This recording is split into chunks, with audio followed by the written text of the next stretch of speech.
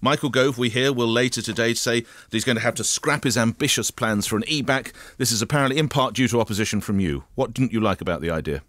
I didn't like the original idea. You may remember last summer when it was floated that we would move to a kind of two-tier system where you tell one set of kids you're not bright enough to proceed and they sort of get sent in one direction, and then we only cater through a sort of O-level system, if you like, to a minority of kids. I didn't like that. I've always wanted an approach to exam reform and qualification reform and curriculum reform that is ambitious for higher standards. I think we do, and I'm totally at one with Michael Gove about this. That we need to try and do as well as the best countries around the world do. Which we're not doing currently. Well, and I think what you'll hear in Michael's announcement. By the way, I want to pay tribute to Michael. I think when politicians actually listen to people, and there were serious reservations expressed by the regulator, so-called Ofqual, which oversees the qualification system.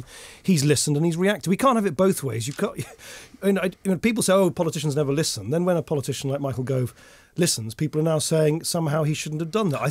Some could argue he could have listened earlier. Well, Mr. Clegg. Look, this was always a consultation process about the proposals. He and indeed I both set out last September. There's no point having a consultation if you've already made up your mind about what you're going to do at the end of it. He's quite rightly listened, and he's going to make an announcement today which I think will show parents and teachers that we are as ambitious as ever as a coalition government for higher, better standards, but at the same time to make sure that the approach is broad-based, is not too narrow, so that it encompasses lots of subjects and not just a narrow focus on some of them, and also doesn't reinvent the wheel in places where Michael has arrived at the decision. We don't need to reinvent the wheel. And just lastly on that, some of my listeners, we've been discussing this, as you may be aware, Deputy Prime Minister, they're saying that in a way, education, exams are too much of a political football. They would like to see people like you, the Labour Party, Conservatives, get together, divine a route, whatever it might be, and then all of you blokes stick to it. Well, I very much hope we can actually create a kind of cross-party consensus on this. And again, I think far from denigrating what Michael is set to say today, we should be